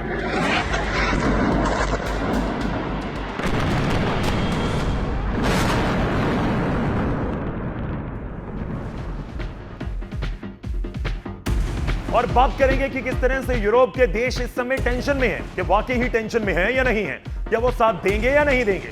लेकिन स्थिति तो इस तरीके की है कि डोनाल्ड ट्रंप फिलहाल निराश हैं। चलिए एक ग्राफिक के जरिए, एक पूरे मैप के जरिए समझने और समझाने की कोशिश करते हैं। मेजर गौरव आर्या, क्या कुछ ये तो पूरी तस्वीर हम कहीं ना कहीं दिखा पाएंगे इसके साथ। जी देखिए, स्पेन ने तो पहले ही डोनाल्ड ट्रंप को मना कर दिया था। जब डोनाल्ड ट्रंप ने बोला था कि जीडीपी का 5% डिफेंस में लगाओ, स्पेन ने मना कर दिया। तो कोई अचरज की बात नहीं है, स्पेन जो है वो जंग के खिलाफ है। बिल्कुल। इटली ने जंग से दूरी बना रखी है, ये भी ठीक है। नॉर्वे भी कह रहा है कि ये लड़ाई हमारी नहीं है। ठीक है। और अगर हम यहां पे जर्मनी पे जाएं, उसने भी जंग से दूरी। हाँ, ब्रिटेन ने बोला है कि हम यूएस को सपोर्ट करेंगे। जो अकेला है जिसने बोला है यूएस को सपोर्ट करेंगे, उसी को बोला है कि तुम्हारे एयरक्राफ्ट कैरियर छोटे छोटे खिलौने जैसे हैं, तुम डरपोक हो। अफगानिस्तान की लड़ाई में तुम्हारे फौजी कई किलोमीटर पीछे थे, लड़ाई तो हमने लड़ी। ये सारी की सारी बात डोनाल्ड ट्रंप ने ब्रिटिश को बोली है, यूके को बोली है। और आज की तारीख में जब वो बुरा मानते हैं तो कहते हैं यू आर पेपर टाइगर, तुम पेपर टाइगर हो, तुम्हारे बस का नहीं है कुछ करना। तो ये भी सोच रहे होंगे ना बाकी के कि ब्रिटेन ने आपका साथ दिया तो आपने क्या कहा, हम साथ दे तो क्यों दे। तो कुल मिलाकर जो इस समय मैं कंट्री देख रहा हूं, Britain, France, Spain, Germany, Norway, Italy, ये 6 कंट्रीज में से 5 तो दूरी बनाकर बैठे हैं, यानी कि साथ नहीं मिल रहा। लेकिन ब्रिटेन का एक आप कह सकते हैं कि थोड़ा साथ है, ज्यादा नहीं। बिल्कुल। ये जहां से B-2 बॉम्बर्स टेक ऑफ कर रहे हैं जी। आज की तारीख में 99 साल का लीज है चेकोस आइलैंड पे, जहां से ये लोग डीगो गार्सिया की बात करते हैं जी। वहां पे तो लीज है इसका 99 साल का। तो इन लोगों ने बिल्कुल मदद करी है। मेरा सिर्फ ये कहना है कि डोनाल्ड ट्रंप, देखिए डोनाल्ड ट्रंप जो मदद कर रहा है उसको जलील कर रहा है। आपने डोनाल्ड ट्रंप के मुंह से नाम सुना कि नॉर्वे कुछ नहीं कर रहा, नॉर्वे बेकार है? आपने सुना कि जर्मनी बेकार है? दोनों ने जंग से दूरी बना के रखी है। इटली ने मना कर दिया, स्पेन को कुछ नहीं बोल रहा। जो मदद कर रहा है उसको उल्टा सीधा बोल रहा है। मेरा एक और सवाल है कि क्या जो कंट्रीज जंग से दूरी बना रही हैं, जो देश, क्या ये तेल की पावर ईरान की उसकी वजह से भी है? नहीं, नॉर्वे तो तेल से लबालब है जी। नॉर्वे के पास कोई तेल की कमी नहीं है। पहली चीज मैं आपको बता दूं, बात तेल की नहीं है, बात यह है कि अनसर्टेनिटी की। यही देशों ने अपने बेटे भेजे थे अफगानिस्तान लड़ने के लिए जी। लेकिन उस समय लीडरशिप कुछ और थी। आप समझिए, आपको सबको एक साथ लेना पड़ेगा, एक साथ उनके साथ चलना पड़ेगा। आप अलग करके लोगों की, देशों के बारे में बात, देखिए ना, लोकल पॉलिटिकल प्रेशर बनता है जब आप ऐसे बयान देते हैं। जी। एक और बड़ी खबर आ रही है, उसका रुख करते हैं। ईरान ने सऊदी अरब में रियाद पर हमला किया, कुवैत पोर्ट पर भी ईरान की तरफ से हमला किया गया। इस समय बड़ी खबर है, ये बहुत बड़ी खबर है। बड़ी खबर इसलिए, देखिए कुवैत को टारगेट किया जा रहा है। कुवैत पोर्ट भी ईरान की तरफ से हमला हुआ है और सऊदी अरब ने 2 ड्रोन मार गिराने का दावा भी कर दिया। जो हम बात कर रहे हैं कि टारगेट किया गया, जो बात कर रहे हैं कि किस तरीके से उनको टारगेट करके केवल इजराइल को नहीं बल्कि उन कंट्रीज को भी जो बिल्कुल खाड़ी के देश हैं उनको भी टारगेट किया जा रहा है। जब हम ब्रेक में बात कर रहे थे गौरव आर्या के साथ, मेजर गौरव आर्या के साथ, तो आप कह रहे हैं कि देखिए ऐसी कंट्रियों के ऊपर भी बम फेंक दिए गए इनकी तरफ से, जिनका हम जिक्र कर रहे हैं ईरान की तरफ से जी, जो बहुत रिच वेल्दी कंट्रीज हैं उनको बहुत टारगेट। सिर्फ अमीर देशों पे मिसाइल मारी है ईरान ने जी। उसका यह कारण है कि वही अमीर देश हैं जो तेल पैदा करते हैं। ईरान ये नहीं देख रहा है कि ये लोग मुलव्विस हैं कि नहीं, ईरान ये नहीं देख रहा है कि ये लोग हमारे ऊपर अटैक कर रहे हैं कि नहीं। ईरान ये देख रहा है कि अगर मैं अमीर देशों के तेल को बंद कर दूंगा तो सिर्फ मैं तेल बेचूंगा, फिर I will sell it. Strait of Hormuz को हमने कंट्रोल करना है, अमेरिका को हमने झटका देना है, आलम इस्लाम का हमें लीडर बनना है। कुवैत ने क्या बुरा कर दिया, मुझे तो अभी तक ये समझ में नहीं आया। कुवैत ने ऐसा किया क्या ईरान के खिलाफ जो कुवैत पे ये लोग बम मार रहे हैं? कोई मुझे लॉजिक समझा दे कि कुवैत का क्या मतलब है। अब है तो सही ना, टारगेट तो कर रहे हैं। बिल्कुल कर रहे हैं साहब, बिल्कुल कर रहे हैं टारगेट। जिसके बाद हम बात भी कर रहे हैं कि उनको ही टारगेट जाकर क्यों कर रहे हैं आप इजराइल के ऊपर मार रहे हैं, समझ आ रहा है। अमेरिका के किसी एयरबेस को टारगेट कर रहे हैं, समझ आ रहा है। लेकिन कुछ और मैप के जरिए भी आप तक पहुंचाते हैं। ब्रिटिश प्रधानमंत्री कीर स्टारमर ने रूस के खिलाफ एक बहुत बड़ा फैसला लिया। कीर स्टारमर ने अपनी सेना को साफ आदेश दिया कि अब वो उन रूसी जहाजों पर कब्जा कर सकते हैं और उन्हें रोक सकते हैं। लेकिन उससे पहले एक मैप के जरिए समझिए, जो आपकी स्क्रीन के ऊपर आ रहा है, मेरे पास बड़ी स्क्रीन के ऊपर भी आएगा पीछे। और उसके ऊपर हम बात करेंगे कि यूरोप की जो कंट्रीज हैं, यूरोप में आखिर क्या हो रहा है, कि किस तरीके से ये कंट्रीज बात कर रही हैं। अगर मैप यहां पाए मेजर गौरव आर्या, इधर फंसने का डर है। एक तरफ है यूक्रेन, दूसरी तरफ ये यूरोप के कंफ्यूजन है। मुझे ये समझाइए, दर्शकों को समझाइए कि यूक्रेन इस समय बड़ी टेंशन है यूरोप के लिए, या फिर इस समय ये ईरान और इजराइल की जंग, ये वाला मोर्चा। देखिए, दो चीजें हैं, मैं आपको बता रहा हूं। ये टेंशन शुरू होती है यूक्रेन से। ठीक है। यूक्रेन से टेंशन क्यों शुरू होती है गौरव? इसलिए शुरू होती है क्योंकि यूक्रेन, पूरे दुनिया का फोकस यूक्रेन के ऊपर था। सारे पैसे यूक्रेन की ओर आ रहे थे। जब से ये जंग शुरू हुई है ईरान वाली, 28 फरवरी के बाद वो नल बंद हो गया। उस नल से डॉलर बहना बंद हो गए। ये यूक्रेन परेशान है इस चीज को लेकर। दूसरी चीज एक प्रस्ताव है यूएस कांग्रेस के सामने। यूएस की सरकार ने एक प्रस्ताव रखा है कि साहब, जो यूक्रेन के हथियार के लिए हमने फंड इकट्ठा करा था, जो फंड था नेटो का, उसमें से $750 मिलियन हम हटा के मिडिल ईस्ट में ले जाना चाहते हैं, क्योंकि हमें ईरान के ऊपर हमला करना है। बिल्कुल, हमें ईरान के ऊपर हमला करना है। लिहाजा तो अब सारे के सारे यूरोप वाले डरे हुए हैं। क्यों? क्योंकि इसका फायदा उठा के, इस पूरी चीज का फायदा उठा के, अगर रूस कहता है कि यार आपकी नजर तो यूक्रेन से हट गई, जी, आपकी नजर यूक्रेन से हट गई, वहां पे आसपास जो सैनिक थे वो भी कमजोर पड़ गए, पैसा हट गया, हथियार गॉन, फिर अगर कल ये कर देता है हमला दोबारा एक बार, तगड़े रूप से रशिया हमला कर देता है, फिर क्या होगा? इससे डर रहा है यूरोप। इससे डर रहा है यूरोप। तो उनके पास कोई इस समय ऑप्शन है? दोनों में से कोई ऑप्शन है कि किस तरफ जाएं? नहीं, मुझे ऐसा लगता है, देखिए, कि ऑप्शन इसमें कुछ नहीं है, क्योंकि सब लोगों ने, जितने भी यूरोपीय देश थे गौरव, उनकी सेनाएं कमजोर हैं। सेकेंड वर्ल्ड वॉर के बाद सबकी सेनाएं कमजोर हैं और सबका डिपेंडेंस, ओवर डिपेंडेंस मैं कह सकता हूं, अमेरिका के ऊपर है कि अमेरिका बहादुर आएगा, अमेरिका बहादुर हमें आशीर्वाद देगा, तब जाके हम बचे रहेंगे। लेकिन यहां पे अमेरिका ने साफ मना कर दिया। डोनाल्ड ट्रंप का अमेरिका यह कहता है कि तुम्हारा बिल है, पैसा तुम भरोगे, मेरी तरफ मत देखो भाई, मैं तुम्हारा पैसा नहीं दे सकता।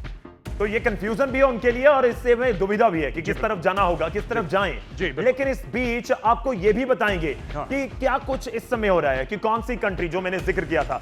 लेकिन अब बात करेंगे और जंग का, ट्रंप का, और यूरोप बेचारा कहीं ना कहीं नजर आता है। क्या वाकई बेचारा है यूरोप की कंट्रीज?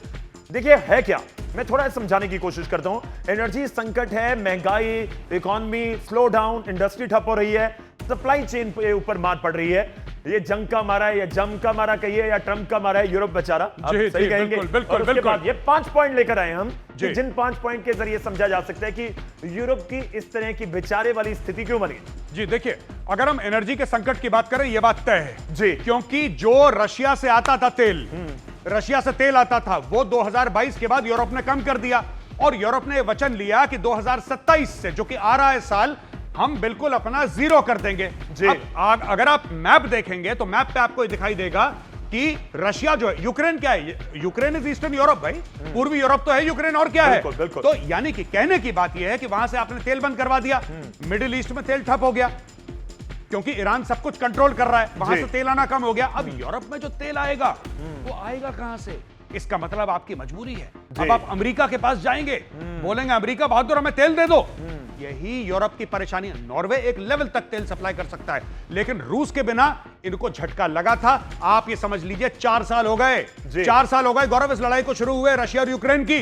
अभी तक यूरोप रशियन गैस और रशियन ऑयल पे डिपेंडेंट है, पूरी तरीके से जीरो नहीं कर पाया 4 साल पे। आप समझ लीजिए, बिल्कुल 4 साल तक जंग चली भी गई। जी बिल्कुल।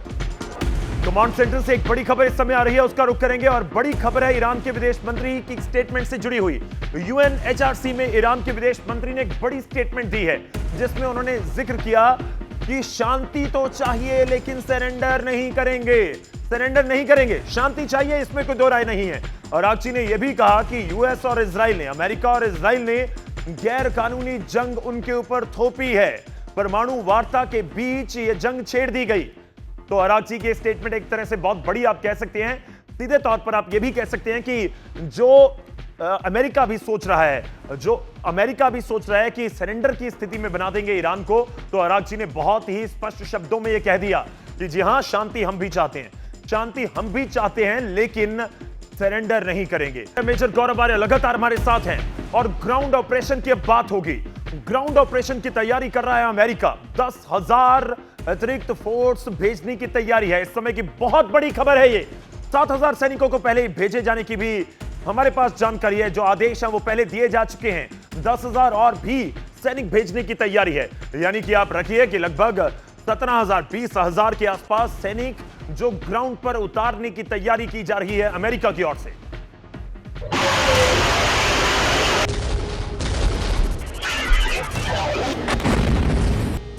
ईरान पर होगा अंतिम प्रहार, जमीनी जंग से होगा संहार। एक्सियोस की रिपोर्ट के मुताबिक अगर ईरान से बात नहीं बनी तो जमीनी जंग के संकेत दिए गए हैं, यानी पश्चिम एशिया में हवाई हमले हुए, ड्रोन से तबाही लाई गई, मिसाइलों की बौछार हुई, लेकिन अब यह युद्ध जमीनी जंग में तब्दील होने वाला है, यानी अब होगी बंदूकों से आमने सामने की लड़ाई। लेकिन ईरान जैसे विशाल और पहाड़ी देश में जमीनी जंग लड़ना कोई खेल नहीं है। रक्षा विशेषज्ञों के मुताबिक दोनों देश 3 चरणों में हमला कर सकते हैं। पहला फेज है सर्जिकल स्ट्राइक और पैराड्रॉप। इसमें अमेरिका और इजराइल के कमांडो हेलीकॉप्टर के जरिए सीधे ईरान के परमाणु ठिकानों और मोजतबा खामेनेई के कमांड बंकर्स के पास उतर सकते हैं। इनका मकसद टारगेटेड किलिंग और बंकर्स को अंदर से तबाह करना होगा। जमीनी जंग का दूसरा फेज है तटीय घेराबंदी। इसमें अमेरिकी नेवी और मरीन कमांडो बुशहर और चाबहार जैसे बंदरगाहों पर हमले कर सकते हैं। मकसद होगा ईरान की नौसेना को पूरी तरह पंगु बनाना और वहां से सप्लाई रोकना। ग्राउंड ऑपरेशन का तीसरा फेज होगा बफर जोन बनाना। इजराइल दक्षिण की तरफ से ईरान के तेल संपन्न इलाकों में घुसकर एक बफर जोन बना सकता है, ताकि ईरान की आर्थिक कमर हमेशा के लिए टूट जाए। एक रिपोर्ट के मुताबिक ईरान में जमीनी जंग के लिए America US navy seals, marine commando, Delta force, 75वीं रेंजर रेजिमेंट के जांबाज सैनिकों को ईरान में भेज सकता है। ईरान में इस ग्राउंड ऑपरेशन में अमेरिका के 4 टारगेट होंगे। पहला, खार्ग द्वीप पर कब्जा करना या उसकी घेराबंदी करना। ऐसा इसीलिए क्योंकि खार्ग द्वीप को ईरान की तेल अर्थव्यवस्था की लाइफलाइन माना जाता है। अमेरिका का दूसरा टारगेट होगा हॉर्मुज स्ट्रेट में मौजूद लरक द्वीप पर कब्जा करना। इसी द्वीप पर ईरान टोल बूथ बनाने की योजना बना रहा है, ताकि वह हॉर्मुज से गुजरने वाले जहाजों से टोल टैक्स वसूल सके। इसके साथ ही द्वीप पर ईरानी ठिकाने और रडार मौजूद हैं, जो हॉर्मुज से गुजरने वाले जहाजों पर नजर रखते हैं। अमेरिका का तीसरा टारगेट अब्बू मूसा द्वीप पर हमला करना हो सकता है, क्योंकि इस द्वीप के जरिए ईरान को खाड़ी से बाहर निकलने वाले जहाजों पर नियंत्रण मिल जाता है। और चौथा टारगेट ईरानी तेल का निर्यात करने वाले जहाजों को रोकना या उन पर कब्जा करना भी हो सकता है। इसके साथ ही अमेरिकी सैनिक संवर्धित यूरेनियम को जब्त करने का प्लान भी बना सकते हैं। तो क्या ग्राउंड ऑपरेशंस की अब बारी है? क्या ग्राउंड ऑपरेशंस के जरिए अब समझा जाए कि अमेरिका उतर जाएगा? चलिए कुछ तथ्य आपके सामने रखूंगा, इन तथ्यों के साथ साथ हम बात करेंगे। ग्राउंड ऑपरेशंस का जिक्र हो रहा है, लेकिन इस सवाल यह भी है कि कौन कौन से टारगेट हो सकते हैं। और मैं पहले बात करूंगा अरागची। देखिए, जो हमने जिक्र किया थोड़ी देर पहले, आपको मैंने ब्रेकिंग दिखाई, जिसमें यूएनएचआरसी में अरागची क्या कह रहे हैं, ईरान की स्टेटमेंट आई। उन्होंने कहा कि यूएस इजराइल ने हम पर जंग थोप दी। और उसके बाद उन्होंने और क्या कहा, उन्होंने यह भी कहा कि हम शांति चाहते हैं लेकिन सरेंडर नहीं चाहते। शांति हो सकती है, शांति के लिए हम भी तत्पर हैं, लेकिन सरेंडर नहीं। अगला पॉइंट आएगा, मैं आपको अगला पॉइंट दिखाता हूं। जी हां, अरागची क्या कह रहे हैं कि हमारे ऊपर गैर कानूनी जंग थोप दी गई है। अब ये समझिए कि ये तेवर हैं ईरान के। ये ऐसा नहीं है कि ईरान कह रहा है कि बस खत्म कीजिए जंग, हम जल्दी ही खत्म कर देंगे या हम भी तैयार हैं। लेकिन इस बीच हम बात करेंगे कि अमेरिका के टारगेट पर कौन कौन हो सकते हैं, कौन कौन से आइलैंड हो सकते हैं। ये भी समझिए, बहुत इंपॉर्टेंट है आज का जो हम चर्चा कर रहे हैं। इस बीच ये बहुत बहुत अहम तथ्य आपके सामने रखूंगा कि कौन से ऐसे द्वीप हैं जिनको टारगेट किया जा सकता है। और शुरुआत करता हूं, सबसे पहले होगा जिनका हम जिक्र करेंगे, खार्ग आइलैंड। 90% यहां तेल का स्टोरेज है जी, ये टारगेट पर है जी, बिल्कुल 100% यही टारगेट पे है। इसके अलावा जो छोटे और द्वीप हैं जिनकी बात करी जा रही है, जी, तो जैसे लरक आइलैंड वगैरह, ये ईरान की सीमा से बहुत पास हैं। ठीक है। और अगर मैं मैप पे जाके बता दूं, ईरान ये चाहता है कि यहां से जहाज जाएं और बिल्कुल ईरान से सट के फिर यहां से जाएं कि ये जो चुंगी टैक्स है ये ले सके ईरान। देयरफॉर ये जो लरक आइलैंड है यहां पे, ये बिल्कुल पास है इसके, तो यहां से जाएंगे तो ये एक किस्म से चुंगी नाका बनने की इसकी तैयारी है। जहां तक आप खड़ग आइलैंड की बात कर रहे हैं, 90% तेल जो ईरान का है वो खड़ग आइलैंड से जाता है। अब अगर खड़ग आइलैंड पे ही अमेरिका अगर कब्जा कर लेता है, अमेरिका का यह विश्वास है कि खड़ग आइलैंड पे हमने कैप्चर कर लिया और इनकी हमने जो गला है, जो सांस की वो जो नली है, वो हमने दबा दी, फिर इनके पास पैसा नहीं जाएगा। ये तो वही हो जाएगा कि स्ट्रेट ऑफ हॉर्मुज के जरिए दुनिया को कंट्रोल करने की कोशिश कर रहा है ईरान जी, और खड़ग आइलैंड के जरिए अमेरिका ईरान को मुट्ठी में करने की। अब देखिए दो चीजें हैं, अगर आपको ईरान को रोकना है तो उसका सिंपल सा तरीका है जी, या तो आप खड़ग आइलैंड पे आप बिल्कुल जिसको कहते हैं आप उसको कैप्चर कर लीजिए और आसपास के इलाके को साफ कर लीजिए कि आप वहां पे बैठे रहें। दूसरी चीज है कि स्ट्रेट ऑफ हॉर्मुज से ईरान डिसाइड कर रहा है किसका जहाज जाएगा, किसका जहाज नहीं जाएगा। ये फैसला तो ईरान कर रहा है। बिल्कुल। आज की तारीख में आप बोलें कि ठीक है भाई हमारा जहाज नहीं जा रहा, आप अलाउ नहीं कर रहे, कोई बात नहीं, हम ईरान का भी जाने नहीं देंगे, हम ईरान का भी जाने नहीं देंगे। ईरान भी तो पैसा कहीं से कमा रहा है, ईरान को भी तो हथियार कोई दे रहा है, किसके एवज में दे रहा है? तेल के एवज में। बिल्कुल। आप अगर यहाँ पे ब्लॉकेड लगाते हैं, यह अरब सागर है, यहाँ पे आपने ब्लॉकेड लगा दिया और आपने बोला कि साहब इसके बाहर कोई नहीं जा सकता ना ईरान, अगर आप हमारे नहीं अलाउ करते हम आपके नहीं अलाउ करते। कमांड सेंटर में एक और बड़ी खबर आ रही है और एक बड़ा सवाल है कि क्या आसमान के बाद अब जमीन की बारी है? अमेरिका जमीनी जंग की तैयारी कर रहा है तो उधर इजराइल ने लेबनान में ग्राउंड ऑपरेशन शुरू कर दिया है। इजराइल ने दक्षिणी लेबनान में अपनी सैन्य मौजूदगी बढ़ा दी है। दावे के मुताबिक इजराइल ने लेबनान के दक्षिणी हिस्से में एक बफर जोन बनाने का ऐलान किया है।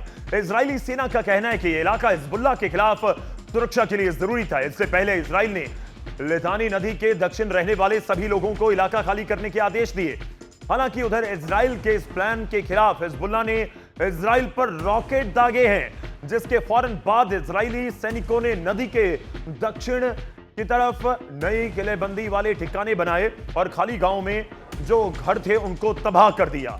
तो ये बड़ी तैयारी आप इस समय कह सकते हैं कि एक तरफ अमेरिका जंग की तैयारी में है, जमीनी जंग, तो दूसरी तरफ नजर आ रहा है कि इजराइल भी उस जंग में ही कूदना चाह रहा है या फिर कूदने की तैयारी कर रहा है।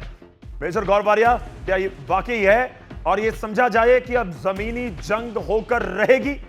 देखिए दो बातें इसमें, एक तो वो जो अमेरिका प्लान कर रहा है ईरान के अंदर, और वो बात जो इजराइल कर रहा है, माफ कीजिएगा, लेबनान के अंदर। ये जो लिटानी आपने नदी की बात करी, लिटानी रिवर, प्रॉब्लम यह है कि जब 7 अक्टूबर में इजराइल का अटैक हुआ था और हमास के खिलाफ जवाबी कार्रवाई इजराइल ने करी, हिजबुल्लाह बीच में कूदा, उसके बाद वो पेजर का कांड याद है आपको गौरव? पेजर का कांड जिसमें करीब 2500 पेजर फटे थे लोगों की जेब में। बिल्कुल। उसके बाद जब बात हुई थी तो यह तय पाया गया था कि साहब आप लोग लिटानी रिवर के नॉर्थ रहेंगे, इसके आसपास नहीं आएंगे। जो साउथ लेबनान का इलाका है वहां पे हिजबुल्लाह मजबूत है, साउथ लेबनान के आसपास, और वहीं से एक बात तय हो गई थी कि साहब आप लोग इसके पीछे रहेंगे।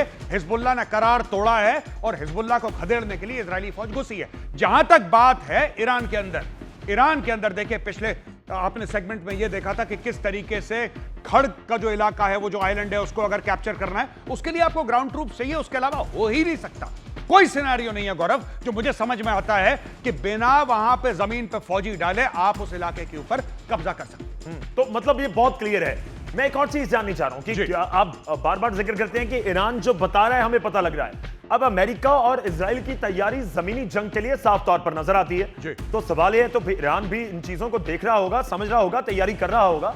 देखिए बिल्कुल देख रहा है, समझ रहा है, इसीलिए अरकचाई साहब हैं, उनके जो फॉरेन मिनिस्टर हैं, उनका यूनाइटेड नेशंस ह्यूमन राइट्स के पास गए, वो उन्होंने बोला कि नहीं साहब हम ये जंग नहीं चाहते थे और हमारे ऊपर जंग ये थोपी गई है।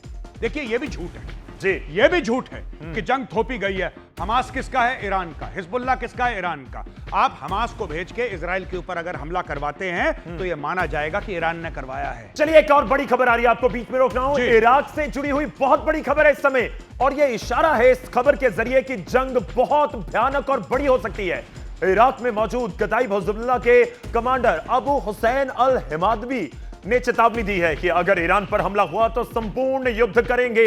यह इराक में मौजूद ईरान समर्थित विद्रोही ग्रुप है। जो क्या ईरान तो कह रहे हैं, तो क्या ईरान ने अमेरिका इजराइल के खिलाफ सभी देशों से प्रॉक्सी वॉर को एक्टिव कर दिया है। अमेरिका के लिए ईरान से डील करना अब कितना आसान रह गया है, यह भी एक बड़ा सवाल साफ तौर पर नजर आया। मेजर गौरवालिया, देखिए ये कितनी बड़ी खबर है? जी ये देखिए बड़ी खबर तो है, लेकिन ये तो होना ही था। ये तो होना ही था। ईरान कभी भी, इतने साल हो गए ईरान इराक लड़ाई के बाद, ईरान कभी खुद लड़ाई नहीं है। और आज की तारीख में भी जो ईरान लड़ रहा है वो जमीनी लड़ाई उसने नहीं लड़ी है, अभी तो सिर्फ मिसाइल और ड्रोन भेज रहा है। वो जमीनी लड़ाई तो अभी अगर होगी तब होगी। जब आप बात कर रहे हैं कतईब हिजबुल्लाह की और सारे ग्रुप्स की जो कि वहां पे हैं, तो आपको एक बात समझनी चाहिए, Iraq is also a Shia majority country. 55 से लेकर 60% लोग वहां पे शिया हैं और वहां पे बहुत ज्यादा इंफ्लुएंस है खमेनेई रेजिम का, ईरान का। तो जब ईरान के ऊपर हमला होगा वहां पे ये सारे के सारे ग्रुप्स एक्टिव होंगे। ये तो गौरव इट इज क्लियर, ये ईरान को भी पता है, ये इजराइल को भी पता है, ये अमेरिका को भी पता है और ये ग्रुप्स को भी पता है जो वहां पे एक्टिव हो रहे हैं। जी, तो ये समझा जाए कि ये जंग और बड़ी होती जाएगी जैसे जैसे टाइम निकलता जाएगा। ये जंग बड़ी हो चुकी है गौरव, बड़ी हो चुकी है। अरे पूरे मिडिल ईस्ट में फैल गई और कितनी बड़ी होगी है जी, हर जगह हो रही है जंग। हाँ, नहीं ये बात कर रहे थे रिफत जो हमारे साथ जुड़े थे, हमारे सहयोगी इजराइल से, उन्होंने कहा है इशारा है वर्ल्ड वॉर की तरफ। देखिए पिछले 1-1.5 महीने में बात ही यही हुई है, वर्ल्ड वॉर 3 का जिक्र हुआ है। क्या ये उस और कदम हो सकता है? देखिए वर्ल्ड वॉर, अब ये बड़ी लंबी चौड़ी कहानी हो जाएगी, मैं आपको शॉर्ट में और सीधी बात समझाता हूं आपको। अगर आप इसको देखें कि दुनिया में सभी लोग इससे मुतासिर हैं, अगर आप ये समझें कि दुनिया में सभी लोग इससे इंपैक्टेड हैं, तो आप कह सकते हैं वर्ल्ड वॉर। लेकिन वर्ल्ड वॉर वैसा नहीं है जैसे हमने फर्स्ट वर्ल्ड वॉर और सेकंड वर्ल्ड वॉर देखा था। आपने एक बात नोट करी बड़ी अच्छी, आप ये देखिए कि ईरान में कितने लोग मर गए, वो लोग कहते हैं 3000 मर गए, जबकि पूरी उन्होंने मिसाइलें मार दी इजराइल के ऊपर। इजराइल में कितने मरे? बहुत कम। क्यों? क्योंकि इजराइल ने पैसे खर्च करके अपने लोगों के लिए बंकर बनाए हैं जी, आम लोगों के लिए बंकर बनाए हैं। यही काम ईरान ने क्यों नहीं करा? ईरान ने खमेनेई के लिए बंकर बनाया, जो बड़े बड़े अमीर तरीन लोग थे उनके लिए बंकर बनाया, आम लोगों के लिए बंकर नहीं बनाया, इसलिए वहां के लोग मर रहे हैं और इजराइल में मौतें बहुत कम है। लेकिन मैं आपको एक बात बताऊं, एक और बात मैं आपको बताता हूं, ठीक है? अगर अमेरिका घुसता है ईरान के अंदर तो अमेरिका को बहुत महंगा पड़ेगा ये, क्योंकि ग्राउंड ट्रूप्स का काम बिल्कुल अलग है। बिल्कुल राइट। आप ये कह सकते हैं कि ईरान जो है वो गलत कर रहा है, सही कर रहा है, वो बात की बात है। लेकिन जब आप ग्राउंड अटैक की बात करते हैं Gaurav, ground attack is a different kettle of fish. ये बहुत अलग अलग खेल है ये। अभी तक तो हवा से आप बात कर रहे हैं 30,000 फुट से, 30,000 फुट की अलग लैंग्वेज है। जब अमेरिकन ट्रूप्स अगर आते हैं ईरान की जमीन के ऊपर, तब हम कहेंगे कि लड़ाई शुरू हो गई। हाँ, पर देखना होगा कि आप वाकई ही जमीन पर नजर आएंगे वो ट्रूप्स। सीधे लिए चलते हैं इजराइल, हमारे सहयोगी रिफत अब्दुल्ला एक बार फिर से हमारे साथ हैं। रिफत, अब बात हो रही है इराक में मौजूद कताइब हिजबुल्लाह के कमांडर की। वो सीधी बात कर रहे हैं, वो कह रहे हैं कि अगर ईरान पर हमला हुआ तो फिर संपूर्ण युद्ध होगा। क्या कुछ आपके पास इसको लेकर जानकारी है? देखिए, सबसे पहले मैं आपको बता दूं कि अलर्ट यहाँ पे आ गया है और लोगों को कहा गया है कि वो शेल्टर के नजदीक रहें। पहले यहाँ पे फोन पे एक मैसेज आ जाती है जो ही ईरान में मिसाइल लॉन्च किया जाता है, क्योंकि ईरान से यहाँ तक तकरीबन 10-11 मिनट लगते हैं मिसाइल को लॉन्च करने में। जितने मैक का मिसाइल होगा उतना टाइम लगता है, लेकिन एवरेज 10 मिनट का टाइम होता है। तो अभी लोग जो है यहाँ पे वेट कर रहे हैं, जैसे कि आप देख सकते हैं यहाँ पे बॉम्ब शेल्टर है। अभी लोग जो है यहाँ पे बॉम्ब शेल्टर के अंदर जाने वाले हैं, मैं दिखाने की कोशिश करूंगा। बाहर भी लोग वेट कर रहे हैं, क्योंकि यहाँ पे ये देखिए, ये अंडरग्राउंड बेसमेंट जिसकी बात मेजर गौरव आर्या कर रहे थे, ये वो पूरा एरिया है। अगर मैं नीचे जाऊं तो शायद सिग्नल कट जाएगा, लेकिन ये वो एरियाज हैं बेसमेंट में जहां पे हर जगह पे बॉम्ब शेल्टर है और लोग अभी यहाँ पे वेट कर रहे हैं कि कब हूटर बजेगा। पहले यहाँ पे एक अलार्म आता है, ये देखिए किस तरीके से लिखा हुआ होता है। रिफत, सॉरी मैं आपको बीच में काट रहा हूँ, रिफत मैं आपको बीच में काट रहा हूँ। मैं आपसे ये पूछना चाहता हूँ, सवेरे से ऐसे कितने अलार्म आपके पास आ चुके हैं? कितनी बार सुबह से ऐसा हो चुका है कि आपको ये अलार्म मिले हैं कि ईरान की तरफ से मिसाइल छोड़ी गई है या फिर हिजबुल्लाह की तरफ से मिसाइल छोड़ी गई है? देखिए, इसराइल में अलग अलग, देखो मैं थोड़ा सा जो दर्शक हैं हमारे उनको समझाने की कोशिश करूंगा। देखिए, सबसे पहले एक ये अलर्ट आता है, यहाँ पे एप्लीकेशन भी है, लेकिन आईफोन वगैरह जो है वो ऑटोमेटिकली कंट्रोल में आ जाता है जो ही आप एंटर करते हैं यहाँ इसराइल में। और उसके बाद एक ये मैसेज आ जाती है और सायरन बज जाती है, और उसके अलावा जो फ्लैश लाइट है वो ऑन हो जाती है। इस तरीके की टेक्नोलॉजी यहाँ पे है और लोगों को कहा जाता है कि वो इर्द गिर्द रहे जहाँ पे भी शेल्टर है। तो जब शेल्टर के, ये देखिए, ये जो लोग आप देख रहे हैं ये बिल्कुल शेल्टर के नजदीक है। अभी यहाँ पे बच्चे भी हैं, और अभी जब हूटर बजेगा उसके बाद उसी एरिया में हूटर बजता है, यानी जो पब्लिक प्लेसेस पे बड़े बड़े अनाउंसमेंट होती है, यानी हूटर बजता है, वो उसी जगह पे बजता है जिस ट्रेजेक्टरी में मिसाइल आ रहा हो, जिस एरिया में मिसाइल आ रहा हो उसी एरिया में असली सायरन बजती है और उसके बाद लोग बंकरों में चले जाते हैं, 1 मिनट का टाइम मिल जाता है। तो यहाँ पे एक सिस्टम ऐसा है, टेक्नोलॉजी का पूरा इस्तेमाल किया जाता है ताकि लोगों को सुरक्षित रखा जाए और लोग बंकरों में जाते हैं। जिस तरीके से आप बात कर रहे थे, यही वजह है कि यहाँ पे जानी नुकसान नहीं होता है। ईरान में जानी नुकसान हो रहा है, लेबनान में काफी लोग मारे गए हैं, यहाँ पे हालांकि 20 से ज्यादा लोग मारे जा चुके हैं, लेकिन जख्मी तकरीबन 500 लोग हो चुके हैं, क्योंकि यहाँ पर इसी तरीके के बेसमेंट में दिखाने की कोशिश करो, यहाँ पे लोग वेट कर रहे हैं कि बाहर हूटर कैसे बजेगा और वो अंदर जाएंगे। फिलहाल क्योंकि अभी ऐसा लगता है कि ईरान की तरफ से मिसाइल अटैक लॉन्च किया गया, जब वो इस एरिया में पहुंचेगा तो यहाँ पे पब्लिक प्लेसेस जितनी भी है इर्द गिर्द, वहां पे हूटर बजता है और लोग अंदर चले जाते हैं। ये सिस्टम यहाँ पे है। मैं रिफत एक और चीज जानना चाह रहा हूं, आपने बंकर का जिक्र किया और क्या हर जगह पर अलग अलग बंकर बनाए गए हैं, पहले से ही बनाए गए थे इजराइल में?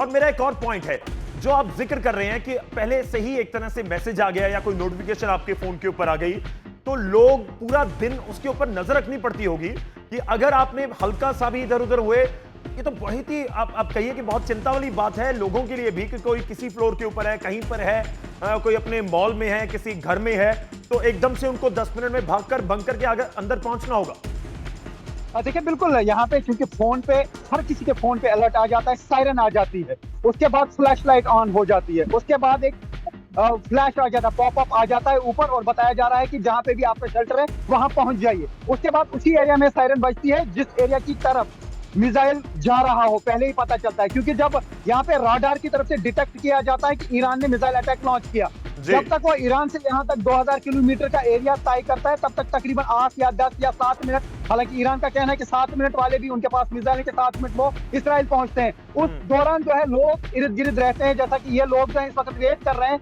कि यहाँ पे हूटर कब बजेगा तो ये अंदर जाएंगे। उसके बाद उसी ट्रेजेक्टरी को देखा जाता है जहाँ की और ये मिसाइल जा रहा हो, चाहे वो नॉर्थ का हो नॉर्थ में बजेगा, साउथ का हो साउथ में बजेगा। लेकिन मैं आपको बता दूं, आप पूछ रहे थे कि क्या यहाँ पे बंकर है, जो भी आपको इर्द गिर्द तो एक तरह से अलर्ट है, अपना ध्यान रखिएगा, जो मैं पहले भी जिक्र करता हूं। रिफत, आपका बहुत बहुत धन्यवाद हमारे साथ जुड़ने के लिए। तो हर पल मौत मंडराती रहती है, ये आप कह सकते हैं। चलिए आगे बढ़ते हैं और अब बात करते हैं अमेरिका के ग्राउंड ऑपरेशन की तैयारी की, जिसका हम जिक्र कर रहे हैं कि ग्राउंड पर क्या नजर आएगा अमेरिका का ये पूरा ऑपरेशन। ग्राउंड के ऑपरेशन की तैयारी की हम बात करते हैं, जिसमें हमने बात की कि लगभग 10,000 और भी अपने जो सैनिक है उनको भेजने की तैयारी इस समय अमेरिका कर रहा है। तो क्या वो 10,000 सैनिक जल्दी पहुंच जाएंगे? क्या उन 10,000 सैनिकों के जरिए लगभग 20,000 कमांडोज के जरिए ईरान के ऊपर अटैक होगा? चलिए एक एक करके आपके सामने पॉइंट्स आएंगे। पहला प्रहार खाक द्वीप के ऊपर हो सकता है, टारगेट वही है कि कब्जा किया जाए। ईरान यहां से 80 से 90% कच्चा तेल बाहर भेजता है। और दूसरा प्रहार अगर होगा तो उसके ऊपर होगा लरक द्वीप के ऊपर। लरक द्वीप का इसलिए भी जिक्र हो रहा है क्योंकि हॉर्मुज स्ट्रेट में जो कंट्रोल करने की बात है, उसको कंट्रोल करने की बात है, वो इस द्वीप के जरिए ही हो रही है, हॉर्मुज की जो हम बात कर रहे थे। अगला पॉइंट आएगा और बात होगी लरक कासिम द्वीप की, और जो बात कर रहे थे मेजर गौरव आर्या भी, कि जो टोल टैक्स की बात हो रही है और ये जो द्वीप है इनके ऊपर कब्जा करने की कोशिश होगी। मेजर गौरव आर्या, कुछ ग्राफिक के जरिए भी हम अपने दर्शकों को बता रहे हैं। तो इनके ऊपर मैं ये समझना चाह रहा हूं कि क्या जब कोई ट्रूप्स उतरेंगे, अगर जमीन के ऊपर अमेरिका के उतरते हैं, तो किनको टारगेट किया जाएगा? इन द्वीप के ऊपर उतरेंगे कि वहां पूरा ऑपरेशन पूरा कब्जा किया जाए तो कंप्लीट, अगले द्वीप पर जाएं कब्जा किया जाए कंप्लीट, तो ऐसे आगे बढ़ते रहे। ये रणनीति हो सकती है। देखिए, दो किस्म की रणनीति है। एक तो जो द्वीप हैं वो 100% आपको कैप्चर करने पड़ेंगे। लरक द्वीप हो, खड़ग हो, आपको इन सबको कैप्चर करना पड़ेगा। अगर आपको तेल का सप्लाई रोकना है, जो ईरान बाहर भेज रहा है, वो उस तेल की बात कर रहा हूं, एक्सपोर्ट कर रहा है, जिससे पैसे कमाता है, अगर उसको रोकना है तो आपको करना पड़ेगा खड़ग द्वीप और लरक द्वीप, तब जब आप हॉर्मुज को अगर खुला रखना चाहते हैं। तो ये बात है। लेकिन जो आपने इसके पहले न्यूज पढ़ी, आपने बोला कि 10,000 ट्रूप्स आ रहे हैं according to the New York Times. बात यह है गौरव, सबसे बड़ी बात, कि इसमें आर्मर्ड व्हीकल्स भी हैं और इसमें इन्फेंट्री भी है। आप देखिए, सबसे बड़ी बात कमांडोज का यह होता है, कमांडोज जाते हैं, कमांडोज का 24 घंटे, 48 घंटे, 72 घंटे, इसके बाद कमांडोज के साथ आपको लिंकअप करना पड़ता है, आपको उनको रीसप्लाई करना पड़ता है, because they travel light. Commandos की पूरी तरतीब, पूरी सिखलाई ये है कि हल्के जाके स्विफ्ट ऑपरेशन करने हैं, स्पेशल ऑपरेशंस करने हैं। कमांडो टिक के नहीं लड़ते, कमांडो जाते हैं, क्विक पंच करा, बाहर आए, ठक से मारा वहां पे और वापस फॉल बैक, ये कमांडो टेक्निक होती है। लेकिन जब ये कह रहे हैं, न्यूयॉर्क टाइम्स कह रहा है कि आर्मर्ड व्हीकल्स, ये टैंक, बख्तरबंद गाड़ियां, ये कहां के लिए हैं भाई? बख्तरबंद गाड़ियां ये तो ईरान के लिए हैं। कमांड सेंटर में एक बार फिर से आपका स्वागत है। इस समय बहुत बड़ी खबर आ रही है और एक बेहद आपको दिखाएंगे तस्वीर जो जल रही है, पूरा जल रहा है। आप कहिए कि पूरा जहाज। तस्वीर कुछ ही पलों में आपकी स्क्रीन के ऊपर होगी। ये बड़ी खबर इसलिए भी है क्योंकि हॉर्मुज से निकलना बिना इजाजत के संभव नहीं है। ये कहा जा रहा है ईरान की तरफ से, और जो निकलने की कोशिश करते हैं उनकी स्थिति किस तरह से है वो ये तस्वीर बयां कर रही है। जो मैं कह रहा था कि बहुत बड़ी खबर है वो इसलिए है कि वहां से निकलना इजाजत के बिना, या मैं सीधे शब्दों में कहूं कि टोल टैक्स दिए बिना निकलना बहुत मुश्किल है। मेजर गौरव बारिया लगातार हमारे साथ हैं। मेजर गौरव बारिया ये बता रहे हैं तस्वीर का पूरा हाल, जहाज का पूरा हाल। देखिए, पूरा जहाज बर्बाद कर दिया, धुआं हो रहा है, और ये ईरान का मैसेज है, एक संकेत है पूरी दुनिया को कि हमारी संप्रभुता चलती है स्ट्रेट ऑफ हॉर्मुज पे। अगर हम चाहेंगे तो जहाज पार होगा, हम चाहेंगे तो रुक जाएगा, और ये रोक के दिखा दिया। ये रोक के दिखा दिया, ये तो मैसेज दे दिया कि नहीं निकलने देंगे, नहीं निकलने देंगे। आप सलाम करेंगे, आप पैसे देंगे, आप टोल टैक्स देंगे, तब जहाज निकलेगा। अगर आपने ईरान को बीच में से सर्कमवेंट करने की कोशिश करी, काटने की कोशिश करी, तो ये आपका हशर होगा। ये दुश्मन देश हो गया। जी, दुश्मन देश का भी हो सकता है ईरान के।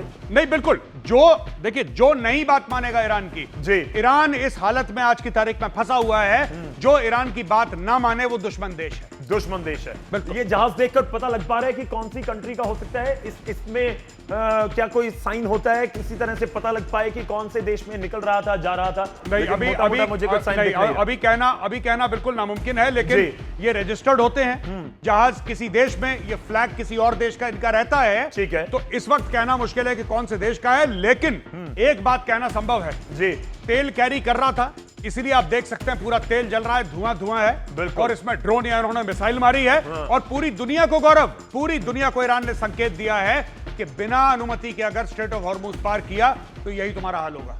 तो ये तस्वीर ने बयां कर दिया कि अभी भी हॉर्मुज से निकलना आसान नहीं है। बेशक 10 दिन तक हमला नहीं करेंगे ट्रंप बोल रहे हो, लेकिन नतीजा अभी यही है कि हॉर्मुज एक तरह से ब्लॉक है, पूरा ब्लॉक है। जी, चलिए आगे बढ़ते हैं और अब बात करेंगे अमेरिका के उस हथियार की जो ईरान के साथ युद्ध में तुरुप का साबित हो सकता है। हम बात कर रहे हैं सालों पुराने वॉरहॉग फाइटर जेट की, जो देखने में तो छोटा लगता है, लेकिन इसका वार हमेशा असरदार, खतरनाक, जबरदस्त होता है। ईरान के साथ युद्ध में हॉर्मुज जैसे छोटे समुद्री क्षेत्र में लड़ाई लड़ने के लिए वॉरहॉग ट्रंप कार्ड साबित हो सकता है। कितना बड़ा हथियार है? जी, देखिए, हथियार बड़ा है, लेकिन ये हथियार जो है, जी, जो आप वॉरहॉग दिखा रहे हैं, जी, A10, इसकी ये क्यों इस्तेमाल किया जाता है, ये बड़ा इंटरेस्टिंग होगा हमारे व्यूअर्स के लिए। जी, ये बेसिकली जब ये ग्राउंड अटैक किस्म का एयरक्राफ्ट है, और ये तब इस्तेमाल किया जाता है जब आपको पता है, जैसे कि एक हमने खबर बताई थी कुछ समय पहले कि 10,000 लोग वो डाल रहा है डोनाल्ड ट्रंप, एडिशनल 10,000 सैनिक डाल रहा है। A10 यहां पे बीच में कैसे आता है? जी, कि जब आपकी इन्फेंट्री गाड़ियों में जाएगी, जब आपके टैंक्स जाएंगे, सामने से दुश्मन आएगा, तो जो सामने से दुश्मन है, वो जो सामने दुश्मन है, वो किसको अटैक करेगा? वो अमेरिकन ट्रूप्स को अटैक करेगा। तो ऊपर उनको सपोर्ट देने के लिए ऊपर वॉरहॉग है। वॉरहॉग सामने वार करके ईरान के पूरी फौज को बर्बाद करेगा, इनके लिए रास्ता साफ करेगा। मैं आसान शब्दों में समझना चाहूंगा। आप कह रहे हैं कि एक सड़क है, एक सड़क के ऊपर अमेरिका का ट्रूप जा रहा है, सामने से ईरान का आ रहा है, तो इनको पता लग गया कि सामने ईरान के फौजी हैं या उनका ट्रूप है, तो ये फिर जाएगा A10 वॉरहॉग और इसकी तरफ से उनको तबाह कर दिया जाए। ऐसा ही होगा, एकदम यही है। और ये चाहे सड़क पे हो, चाहे क्रॉस कंट्री हो, सामने ट्रक हो या सामने ईरान का टैंक हो, जी, इसमें डिप्लीटेड यूरेनियम राउंड्स भी डलते हैं, जो कि आर्मर पियर्सिंग होते हैं, और 30 mm के राउंड इसमें होते हैं, और तकरीबन 3 से लेकर 3,500 राउंड प्रति मिनट फायर करने की क्षमता करता है। इसके अंदर मिसाइल हैं। चलिए, कुछ खासियत ऑलरेडी आप बता चुके हैं, लेकिन फिर भी मैं बताता हूं कि A10 वॉरहॉग थंडरबोल्ट 2 का पूरी खासियत, ताकत क्या है? कई हथियार लेकर जाने में सक्षम है, यह ताकत है इसकी। और उसके बाद अगर मैं ताकत का जिक्र कर रहा हूं, अगला दिखाइए, खासियत भी दिखाइए, ताकत भी दिखाइए। मिसाइल बम लेकर जा सकता है, ताकतवर गन है इसके पास, AU-8 एवेंजर, हजारों राउंड फायरिंग कुछ सेकंड में कर सकता है जी। ये तो जबरदस्त। ये एक मिनट के अंदर 3 से लेकर 4000 के बीच में दरमियानी जी, 1 मिनट में, यानी कि आप लगा लीजिए 1 सेकंड में या 50 से लेकर 75 राउंड फायर कर देता है। ठीक है, टारगेट कम ऊंचाई से बिल्कुल सटीक निशाना लगा सकता है। एकदम। एक जी। बात ध्यान रखिएगा गौरव जी, ये सुपरसोनिक हवाई जहाज नहीं है। हाँ। This is not a fighter jet जी, ये ग्राउंड सपोर्ट में आता है। और ये जो जहाज है जी, ये सबसोनिक है, यानी कि 0.8 0.9 मैक पे चलता है। ये ध्वनि की जो रफ्तार है उसको पार नहीं करता, ये मैक 1 पे नहीं जाता है। ठीक है। लेकिन ये क्यों घातक है? ये इसलिए घातक है क्योंकि जब ये ऊपर से उड़ रहा है और नीचे आपके ट्रुप्स हैं, ये नीचे चलने वाले जो सिपाही हैं अमेरिकन, उनका हवा में उड़ता हुआ सुरक्षा कवच है ये। मैं उसके ऊपर भी आऊंगा, समंदर के ऊपर भी, लेकिन कुछ और भी इसमें अहम चीजें वो दिखाते हैं। छोटा जेट है, बड़ी चोट करता है, छोटे रमने से तेज उड़ान भर सकता है, ये बहुत इंपॉर्टेंट है। उसके बाद छोटा जेट बड़ी चोट इसलिए भी कह रहे हैं क्योंकि हवा में लंबे समय रहने में सक्षम है। कुछ तथ्य आपके सामने रखने हैं। मेरा एक और सवाल है, मेरा सवाल ये है, आपने कहा सड़क पर अमेरिका का ट्रूप जा रहा है, सामने से ईरान का आ रहा है, लेकिन एक और सिचुएशन इमेजिन करते हैं कि पूरा एक जंगी जहाज, समुद्री जहाज अमेरिका का, उसको ईरान के 10 छोटे छोटे जहाज पूरी चारों तरफ से घेर लेते हैं, तो फिर A-10 क्या करेगा? नहीं, देखिए वो ऐसा इसलिए नहीं होगा क्योंकि अमेरिका का अगर बड़ा जंगी जहाज है तो वो कभी आइसोलेशन में ऑपरेट नहीं करेगा, उसके आसपास पूरा इकोसिस्टम होगा। ठीक है। अगर हम बात करते हैं यूएसएस एब्राहम लिंकन की, तो उसमें 14-15 जहाज उसके आसपास हैं, नीचे पनडुब्बी है, ऊपर उसके ड्रोन हैं, तो पूरा एक इकोसिस्टम चलता है। अकेला जहाज कभी नहीं जाएगा हमला करने के लिए, अकेला जहाज। लेकिन अगर आप सिनेरियो पेंट करते हैं तब मैं आपको बता देता हूं कि अगर ऐसा हो गया भाई, जी फर्ज कीजिए हो गया, चलो मैं इब्राहिम लिंकन ना सोचूं, उससे कोई छोटा जहाज हो जो गिर जाए, चारों तरफ से गिर जाए ईरान से, तो फिर क्या हो? ये वॉर्थॉग दूसरे ईरानी जहाज को बर्बाद कर देगा, पानी के नीचे चला जाएगा, वो पानी के नीचे चला जाएगा। जी बिल्कुल। मेरा एक और सवाल है, मैं आगे बढ़ूंगा। इसका मतलब यह भी है कि अब ग्राउंड ऑपरेशन की बिल्कुल तैयारी है। A-10 अगर उतर गया तो, वॉर्थॉग उतर गया तो समझ लीजिए कि ये तो फिर जमीन के ऊपर जंग नजर आएगी। जैसा मैंने बोला, इन्फेंट्री भी आ रही है जी। न्यूयॉर्क टाइम्स की रिपोर्ट है, उनकी रिपोर्ट है कि आर्मर्ड कॉलम्स आपके मूव कर रहे हैं, टैंक्स आ रहे हैं, एपीसीज आ रहे हैं, तो उनको सपोर्ट देने के लिए आपका ये हवाई जहाज है जो ऊपर से सपोर्ट देगा। यानी कि अगर ये डिप्लॉय होता है, संकेत यही है कि आपका ग्राउंड इन्वेजन शुरू हो रहा है। चलिए आगे बढ़ते हैं। एक और बड़ी खबर है इस समय जो मैं जिक्र कर रहा हूं, हमने जहाज की बात की है और अब बात स्ट्रेट ऑफ हॉर्मुज को लेकर जो तनातनी जारी है उसकी बात करेंगे। हॉर्मुज से एक जहाज निकला, उड़ा दिया गया, तस्वीर आपके सामने रखी। बड़ी खबर इस समय यह है कि इस बीच हॉर्मुज को लेकर ईरान की बड़ी तैयारी की खबर है। हॉर्मुज पर टोल टैक्स लगाने की तैयारी में है ईरान। हॉर्मुज पर टैक्स का अधिकार चाहता है ईरान। जहाजों को सुरक्षा देने के बदले टैक्स का दावा किया जा रहा है। देखिए जो तस्वीर आई थी, एक बार फिर लेकर आएंगे, हमारी टीम एक बार फिर लेकर आएगी तस्वीर जब जहाज चल रहा था, वो वाली तस्वीर अगर लेकर आए पीसीआर, और वो तस्वीर आपको दिखाएंगे। वो इसलिए भी है, इस खबर के साथ बिल्कुल जाकर मैच होती है। ये तो बिल्कुल साफ साफ निकल रहे हैं जहाज, लेकिन जिसने निकलने की हिमाकत की बिना परमिशन के, बिना टैक्स दिए, ईरान से बात किए बिना, तो उसके बाद उसका हश्र क्या हुआ वो तस्वीर सब कुछ बयान कर रही थी। वो आ चुकी है, वो तस्वीर आ चुकी है जी। और यही तैयारी है, तैयारी का एक पार्ट है। पर एक और बात मैं ऐड करना चाहता हूं गौरव, देखिए इससे क्या होगा कि जो इंश्योरेंस प्रीमियम है वो बढ़ जाएगा जी, क्योंकि हर एक जहाज जितना भी माल जाता है पूरा का पूरा इंश्योर्ड रहता है जी, उसका इंश्योरेंस रहता है। इससे क्या होगा कि एक तो आपके जितने भी टैंकर हैं वो आपसे दुगना रेट चार्ज करेंगे कि साहब हमारे जानो माल को खर्चा है, पहली चीज। दूसरी चीज, इंश्योरेंस कवर इसका बहुत बढ़ जाएगा, यानी कि ओवरऑल कॉस्ट ऑफ ऑयल बहुत बढ़ने वाली है। अगर ऐसे 2-3 जहाज और टारगेट कर दिए ईरान ने तो दुनिया का जो 20% ऑयल सप्लाई है जो हॉर्मुज से जाता है वो और ज्यादा खतरे में पड़ जाएगा गौरव।